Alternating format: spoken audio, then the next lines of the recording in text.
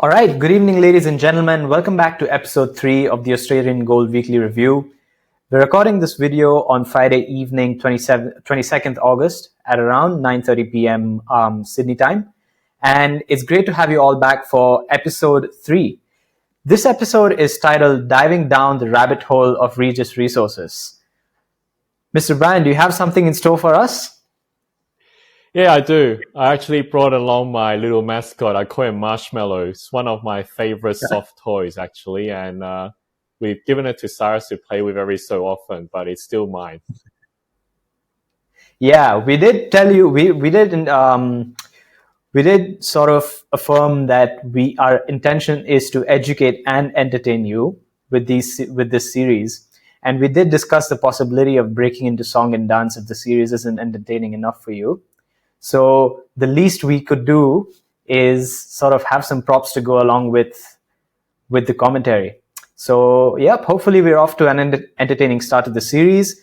Just to remind you of what the series is going to be about, we're going to talk about all the movements in the precious metals and mining space, namely the commodities, which is gold, silver, as well as equities within the precious metals and mining market. And quite obviously, from the title of the video, it's clear that this week's focus in terms of equities is going to be Regis Resources. Apart from that, thank you so much for your reception on the second episode, though we would like to see our view count rise further, because we believe that the first episode set expectations sort of really high because of the reception that we received. And I think it's cooled down a little bit for the second episode, but from here on, we do expect our view count to rise much further. So please spread this video to anyone and everyone who you believe may need it to supercharge the investing journey. So if this is your first time watching us, welcome. This series focuses on weekly movements in the precious metals as well as mining equities in Australia, as we've mentioned before. And today we've decided to do a special deep dive into Regis Resources, as it has attracted some media attention after rumors surrounding a potential transaction. Please note that we do not know whether these rumors are real or not. Regis Resources themselves have not given much information for us to be able to interpret, nor are we suggesting that you act on it. We've decided to delve further because the company's recent developments have been notable. The rumors just motivated us to bring it into the spotlight, so stay tuned. And we'd also like to remind you, just like our previous episodes, that none of the content that we discuss or put forward over here in this video or in this series constitute any form of financial advice, and that if you're on the outlook for financial advice, we recommend that you seek a licensed expert. So without any further ado, let's have a look at what's happened this week. So it's been quite an interesting week in terms of gold, for sure, because we've seen that gold in the US has declined by 0.18%, whereas gold in Australia has seen an increase of 0.93%. So we've seen that gold is at US dollars 3,330.83 this week, and that's a decline from US dollars 3,337 in the previous week. And there's sort of a tug of war kind of going on between investors at the moment when it comes to gold prices, because the first thing that the investors are concerned about are all the geopolitical tensions going on, and President Trump having peace negotiations with Ukraine as well as Russia. And at the same time, we've had really strong US wholesale price data that sort of mellowed down the bets on a larger half-point cut next month. And now we're having investors looking at only a quarter points worth of a rate cut in September. The Labor Department's reported the Producer Price Index rose 3.3% year on year in July, which is one of the biggest increases in the last 3 years, we believe, beating forecasts of 2.5%, while weekly jobless claims came in lower than expected at 224,000 versus a 228,000 forecast. So that's exactly the tug of war going on. We've seen that the expectations of a half-point rate cut are now gone. People are looking at only a quarter point worth of rate cut in September. And that sort of takes a toll on gold because it's a non-yielding asset.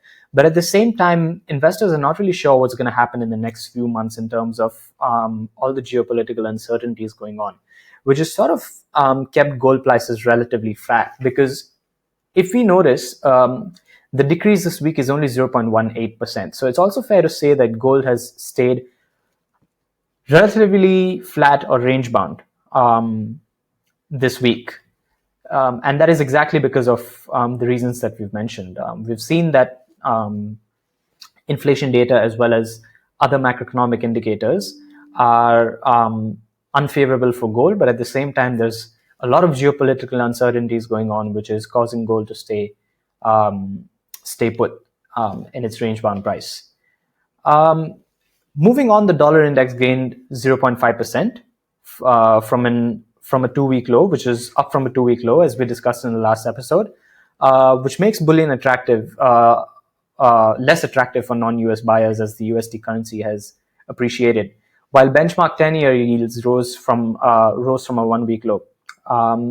Silver did follow course with gold as well, as it's still trading in the US dollars 38 range, and we believe that it's the industrial demand for silver that's not causing it to move as much as gold is, and it's causing silver to stay put within its range. And oil rose by 2.3% this week at US dollars 63 per barrel. However, what's interesting is that despite this increase in oil prices, there is an issue with the supply dynamics in terms of oil, because in early August, we saw the OPEC agree to fully roll back its 2.2 MB by D voluntary output cuts, which paved way for even higher supply levels. And the International Energy Agency and Analyst flagged substantial stock builds ahead, with Goldman Sachs further projecting a 0.41 MB by D output increase from OPEC in August. And this is in opposition to a moderate demand growth, which in turn is creating a hefty surplus for not only 2025, but also 2026.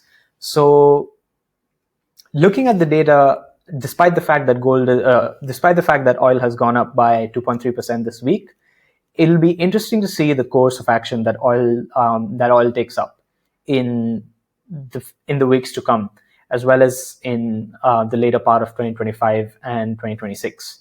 And as a result of these activities within the market, the gold oil ratios decreased from 52.85 to 52.45 barrels per ounce this week.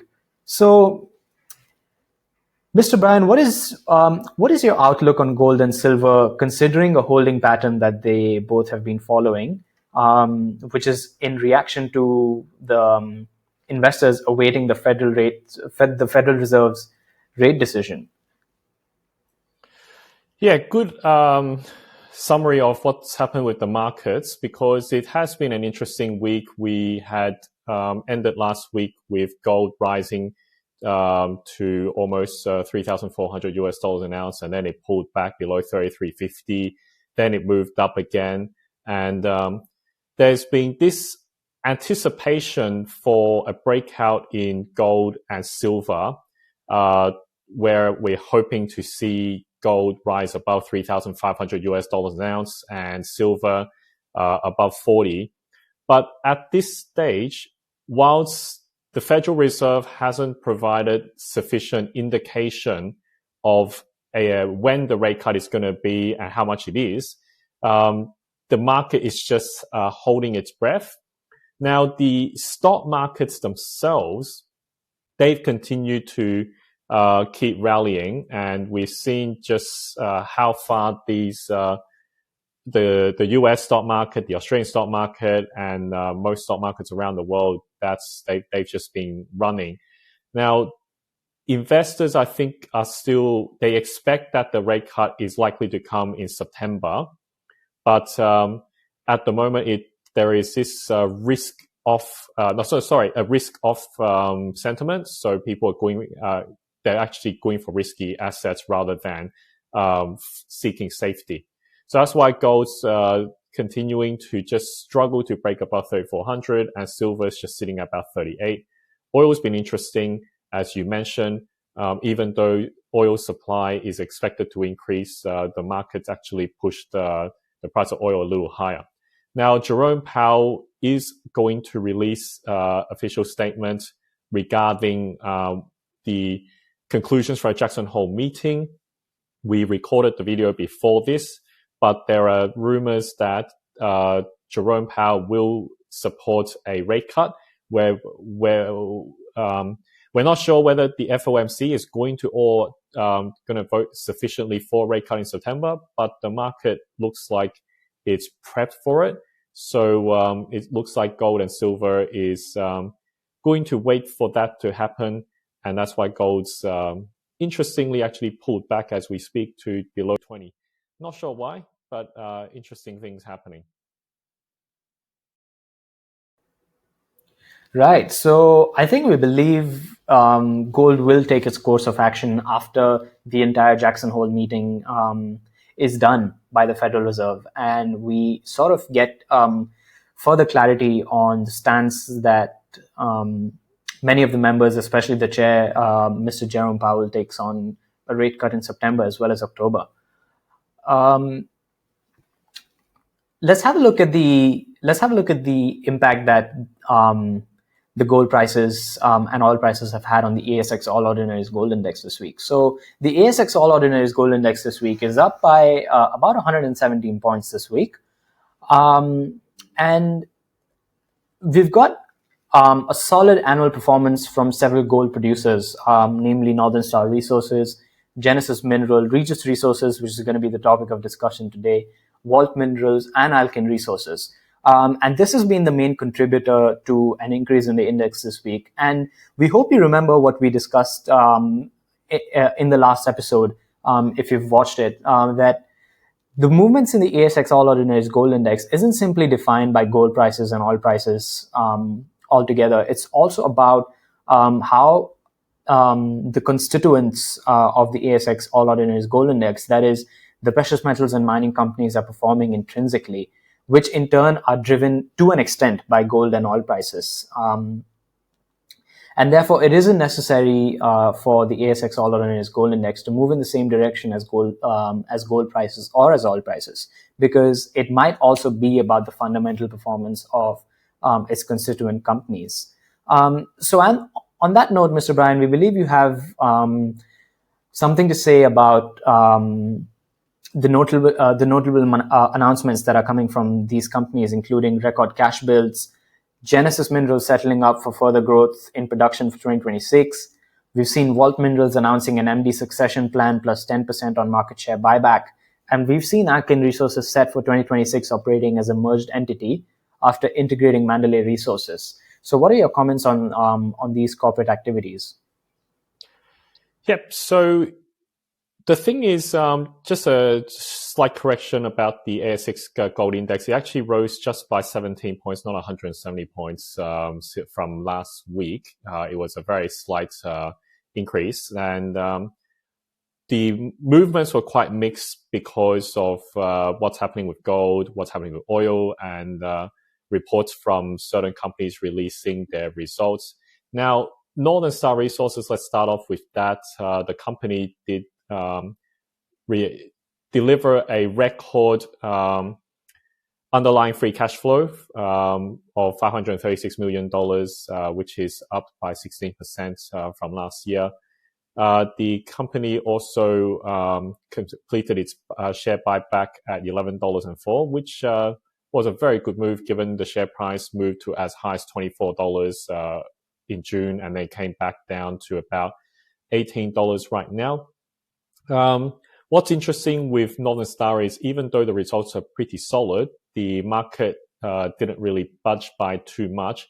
We're noticing this is a similar pattern with a few of the larger gold producers that have released their results. We had Evolution Mining that report last week. We had Genesis Minerals, Regis Resources, Walt Minerals. They're one of the larger companies reporting their results. And even though almost all of them have reported record cash builds, after releasing the results, the share price actually usually pulled back, which is a little bit odd. And this is notwithstanding, let's say, Genesis Minerals. They reported a very strong set of results, an upgrade of its production for next year. And the company even exceeded its guidance in 2025. So the share price actually closed today at just above $4, and that was a similar pattern for Regis Resources. Also reported record cash build, and the share price today, after it releases results, went up to as high as $4.50 and closed at $4.07. Very odd. So the thing is, just a slight correction about the ASX Gold Index. It actually rose just by 17 points, not 170 points from last week. It was a very slight increase. And my suspicion is that the market continues to hold high expectations, and they may have moved ahead of themselves, expecting gold's going to rise further. And but because the results may not have substantiated that valuation, not bad results, but just market moved ahead of themselves, share price moved back. Sorry, Marshmallow just fell over. I'm just going to put him back on my shoulder while we talk, because he's the main star of this episode. Now, Vault Minerals actually was one of the few companies that went against the trend and rose by more than 10% after releasing results. I believe it was yesterday. Three things happened. The company reported record profits, given that it's operating as a full year with merging a Silver Lake. Number two is it reported 10% share buyback coming up. So that's hopefully going to prop the share price. And the third one is that the Managing Director, Luke Tonkin, is reporting that he will likely be stepping down in the next 12 months, and there's a succession plan. Now, the market doesn't have a very great relationship with the Managing Director of Vault Minerals and previous Managing Director of Silver Lake Resources, Luke Tonkin. He has been a very capable operator, but because he seems to run the company behind the curtains, he does very little public appearances and briefings, and rarely attends the mining conferences, etc. There are sometimes probably just a misunderstanding with him and the market, and I think I am willing to stick my neck out a little bit, and I think the market probably priced Vault Minerals higher with the news that Luke is stepping down. Now, I do want to give credit to Luke. He has done very well with Silver Lake Resources, turning the company around from a break-even underground miner back in 2013 to 2015 to taking over Doré Minerals and growing the company with Deflector, which was a cash cow. He made a few mistakes here and there with the purchase of Sugar Zone from Canada, which they're now going to bring back to operation. But to have merged with Red 5 and most of the Silver Lake Resources management and board is in the Vault Minerals team now, shows you that the shareholders probably preferred him over the Red 5 team, even though Red 5 was a bigger party in the merger. Regis Resources, I think that's the company that we want to talk about next. How about I pass it to you before I do any further commenting? Oh, actually, one more thing is Alkane Resources. Alkane Resources also delivered a pretty solid year. They have completed their extension of Termingli, and furthermore, the company is going to report as a full merged entity after integrating Mandalay Resources in earlier this month. And the expected production for the coming year is going to be almost 200,000 ounces. So there's interesting times for Alkane Resources. The share price has moved significantly since the beginning of the month, and it's almost touching $1, catching up with the other gold producers that it had been lagging for several months. Right. Thank you for that wrap up. That was quite comprehensive, in my opinion, and we hope that it did sort of add value to your understanding of the precious metals and mining equities space at the moment. And as Mr. Brian said, now's the time to talk about the star of the show, Regis Resources, obviously apart from Marshmallow.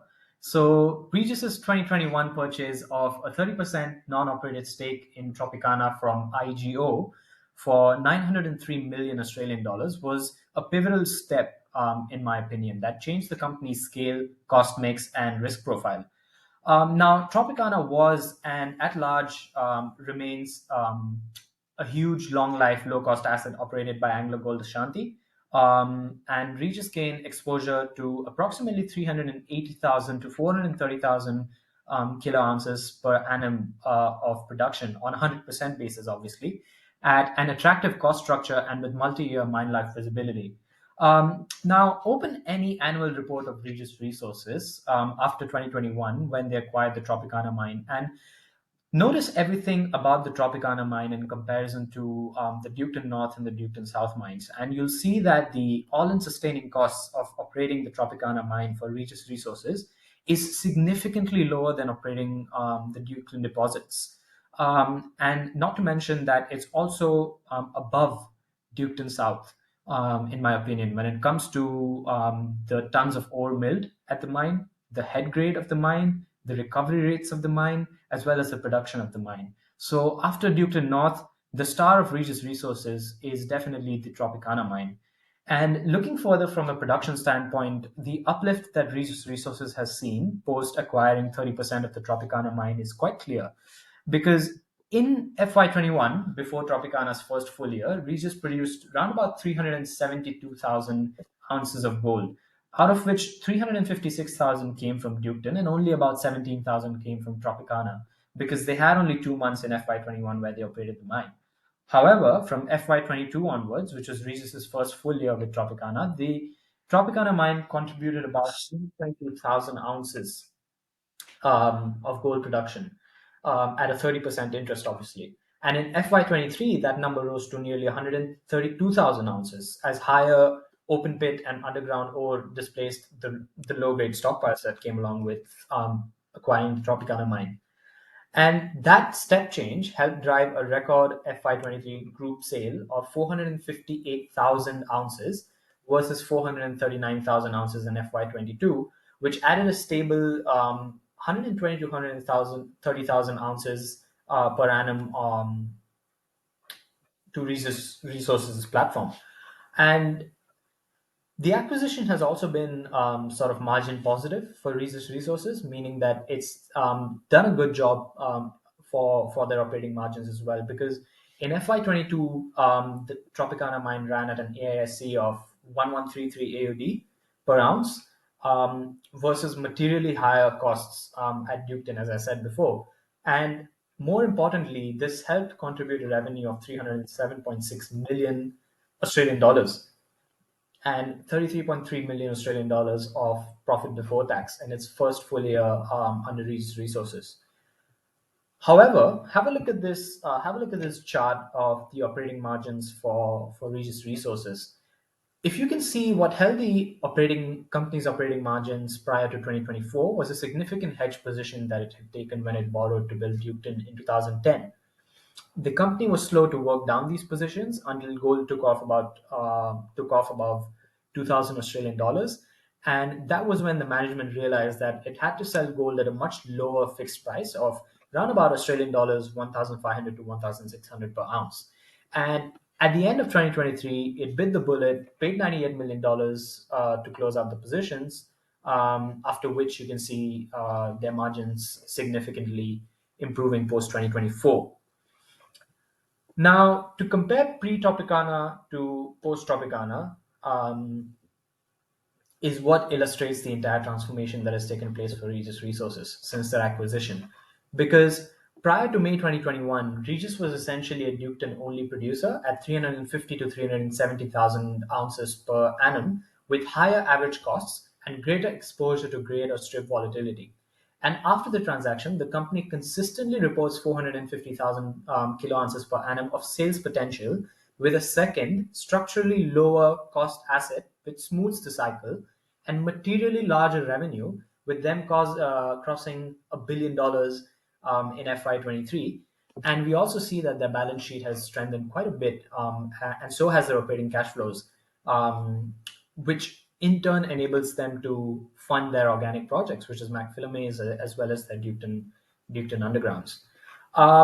So that's my view on Regis Resources. Overall, lower AISCs, better head grades than one of the Duketon mines, better recovery rates, better ore process, better ore mined, better production, And that's sort of helped the company be much more cost efficient, increase their margins over a period of time, become super cash flow positive with a really strong balance sheet. Um, Now, this is my view, and I might be looking at this from a slightly positive perspective about the decision for Regis to purchase a 30% stake in Tropicana. And considering the fact that Mr. Brian's been smiling all this while I've been talking about Regis Resources, I think he has a different view. So, what is your view, Mr. Brian, on Regis Resources? Well, Fed, yeah, I think I was playing with an AI. I was playing with AI yesterday, the Claude.ai, and I was like getting Claude to analyze some of my articles that I wrote in the past, just to analyze the language. And I know that AI tends to do this. If you ask the AI for an opinion about something, the first impression is it's very tactful, it's quite positive, it tries to make you feel good, and then you can ask the AI, um, from a detractor's perspective or a more critical perspective, can you go through that again and provide me with your views? And then you read the stuff that the AI spits out afterwards, and you go, man, it's starting to kind of like crap on what you're saying, and it almost seems like a completely two-faced thing where one moment it was telling you all the good stuff, and then the next thing is like disparaging you and making you feel like you're the worst thing that's happened on earth since the plague. So I don't think I'm going to be that critical about Regis Resources, but I am going to provide a slightly different perspective on the purchase of Tropicana as well, just to give everyone a balanced view as well. I followed Regis Resources for over 12 years. In fact, it was one of the few companies in 2013 that actually went against the trend, and as gold fell out of its bed and dropped like 20% in the space of 6 months, and all these gold stocks got completely trashed. Now, Regis Resources actually held its ground and even gained ground. And the reason was Jupiter. They just started producing in Jupiter, I think, first gold pour probably about 2012. It was a bulk tonnage operation, and it was highly cash flow positive. Now, as Fed mentioned, Jupiter's costs have gone up significantly to the point where the company was breaking even during the really tough times during 2022, 2023. If it wasn't for the purchase of Tropicana, Regis Resources would have looked like the ugly hag like Cinderella's two sisters, so to speak, among all the other gold producers in the last 2 years. But the Tropicana purchase offset those high costs. The company generates significant cash flows from Tropicana, notwithstanding the hedges that held it down all the way to 2023. Now, why did Fed mention that I may have a different view about the Tropicana purchase? Was the timing is the issue and the price paid. Regis Resources purchased Tropicana in April 2021, a few months after the huge bull market in gold stocks that we saw in 2020 when the world closed down. So Regis Resources was paying top dollar near the end of the bull market for the 30% stake in Tropicana. $903 million for 30%. That would have valued the Tropicana mine at about $3 billion. Now, Tropicana is nothing to be sneezed at because it produces about 400 to 450,000 ounces of gold a year. That is a huge mine. I think it's one of the top five mines in Australia and possibly top 10 in the world. So for Regis Resources to buy that, it was to signal that Regis Resources is going to be playing in the big boys playground rather than with the little guys. It was aiming to be a 500,000 ounce plus per year producer from that purchase, and it was because he was going to buy, because of Jukton, which had been producing over 300 to almost 400,000 ounces by itself at the time. And it was going to bring in McPhillamys, which would have brought in about 200,000 ounces. McPhillamys, we're going to hold that thought. We're going to cover that a little later. Now, Tropicana, they paid top dollar for it.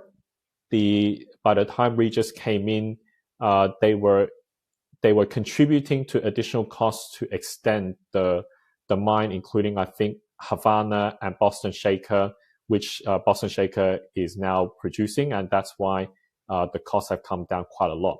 So Regis Resources paid top dollar, came in at the end of a big party, and then was there to do the cleaning up during what was a very difficult time.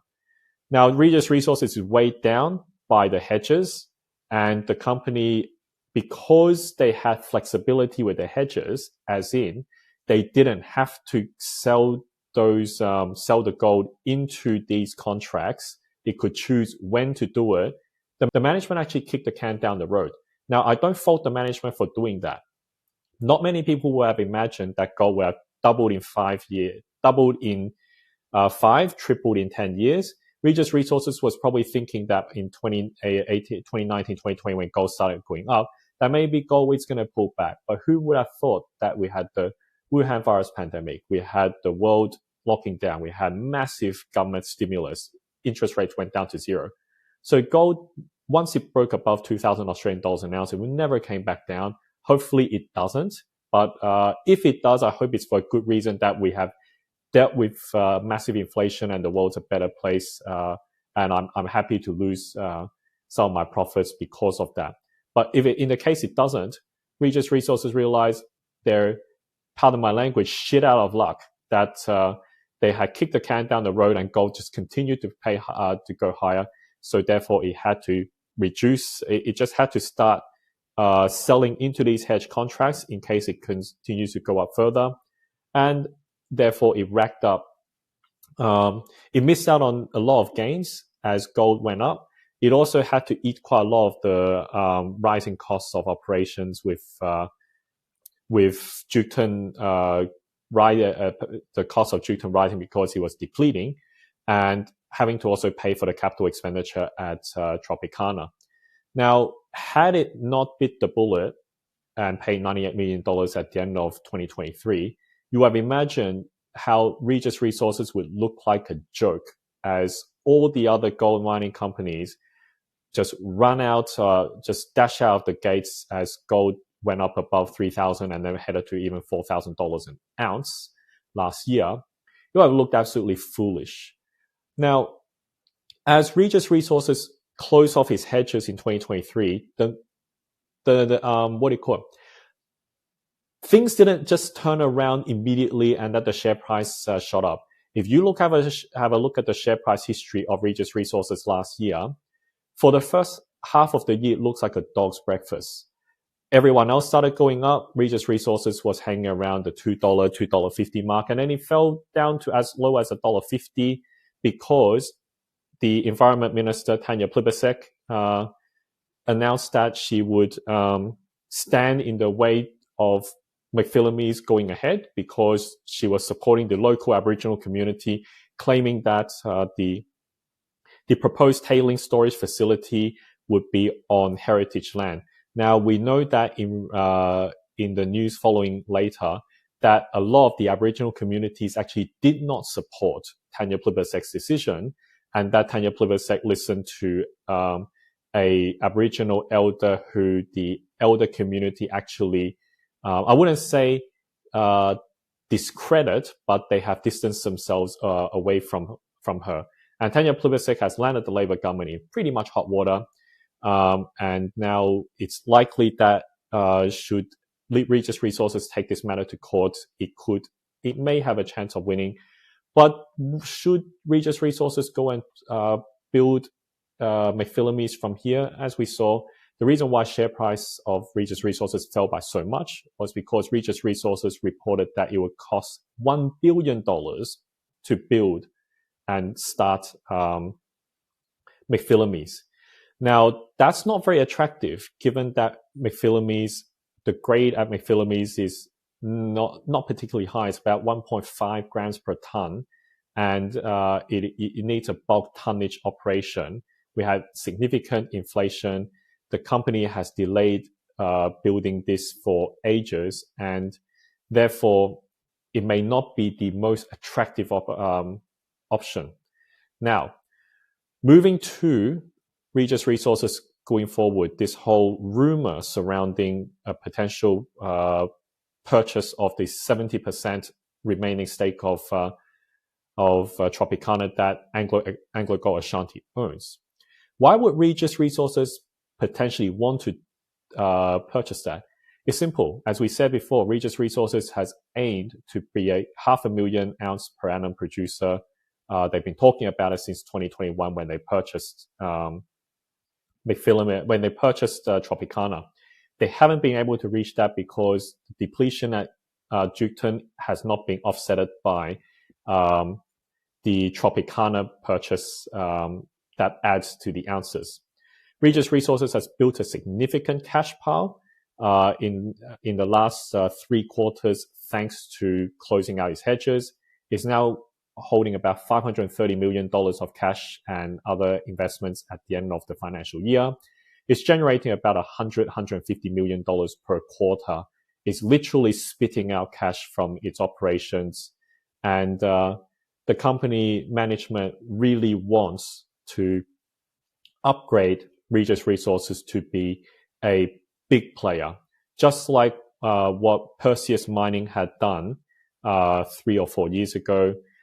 Just like what Evolution Mining has done. And Evolution Mining is now entering, hopefully, the big league to become a 1 million ounce per annum miner. And behind them, you've got Ramelius Resources also now chasing for that goal. Genesis Minerals is on track to do it after purchasing Gwalia, Dacian Gold, and also it's purchased the Laverton mine from Focus Minerals. There are quite a few companies that are trying to fill that gap between Northern Star, Evolution, Newmont, and Perseus, with the mid-tiers such as Westgold, Folk Minerals, Genesis, Ramelius Resources, Bellevue, and a couple more. Regis Resources have been sitting there for quite a while. It's like a get on with it type of thing. It's got the cash, but if you ask me for my personal opinion, not financial advice, if I'm the management, even if there is an opportunity to buy up to 70% stake of Tropicana, my guess is it will not just be paying the equivalent amount of $3 billion that the mine was valued at the time in 2021 when Regis Resources purchased it. I think in this market, Tropicana might fetch a price tag of 3.5, maybe $4 billion. So Regis Resources would have to stump up about 2.8, even $3 billion. So that would mean the company would have to borrow maybe $1 to $2 billion, raise another $500 million of capital. And would shareholders be happy with that at the moment? They may be happy about the growth in a bull market, but smart shareholders are going to look at this and go, that is not a good sign. Several mining companies in 2011, 2012, they made seriously bad mistakes buying at the top of the market. And what did we see in 2013 to 2016 when the honeymoon period was over and gold fell out of its bed? All these companies lined up to write off hundreds of millions of dollars of goodwill. And if Regis Resources wants to keep the shareholders happy, given that things have turned around now, I'm not sure whether this is the best thing for them to do, to jump at a big mine by paying top dollar just so that it could reach a nameplate capacity and be a big guy producing over 500,000 ounces per year. I hope the rumor is not substantiated. I hope that Regis Resources has its eyes set somewhere else, and hopefully it might be able to buy some advanced deposit for relatively lower prices, because there are several companies with advanced deposits that are trading at rock bottom prices because investors haven't started looking into the smaller end of town. So that's my rabbit hole, my rabbit hole journey. Thanks a lot to Marshmallow for taking me down there, and I hope that all of you guys enjoyed that nice rant.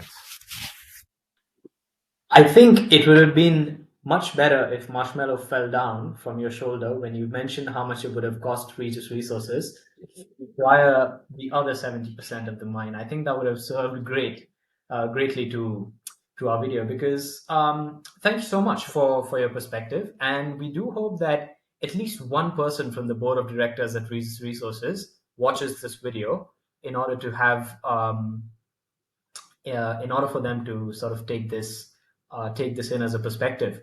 And yes, as we said, Regis Resources has not released any form of official confirmation as of yet with respect to purchasing 70% of the Tropicana mine.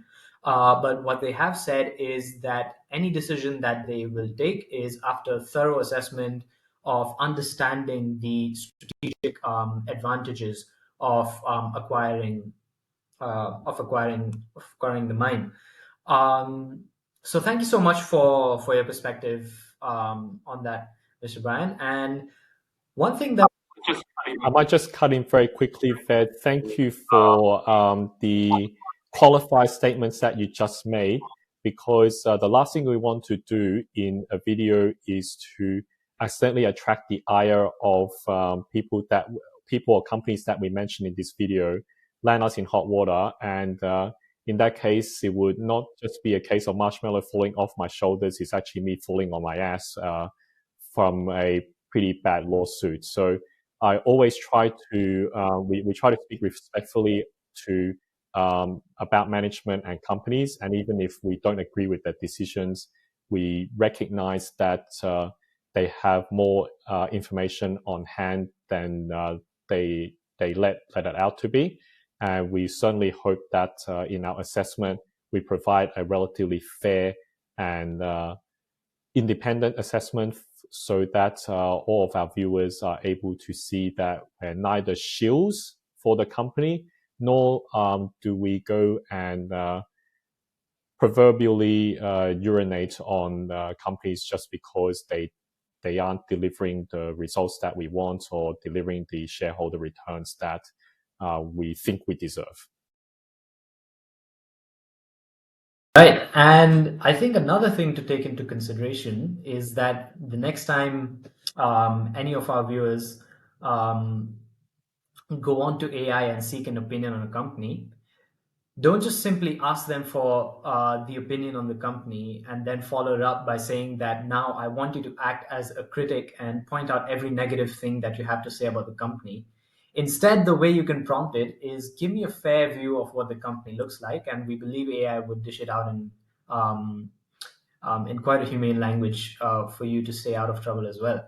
Um, but anyways, on that note, I think this is a good time to wrap up the session. Thank you so much for all your perspectives, Mr. Brian. I'm sure it added a lot of value to every viewer's investing journey in the precious metals and mining equity space. And please don't forget to visit our website, Gold Hub Australia. That is the place where you will be able to access data that you probably haven't seen elsewhere, that could cater to your precious metals and mining investment journey. And also do like, comment, and subscribe on this video, and check out Mr. Brian's Fat Tail newsletters for guidance on buying or selling gold stocks.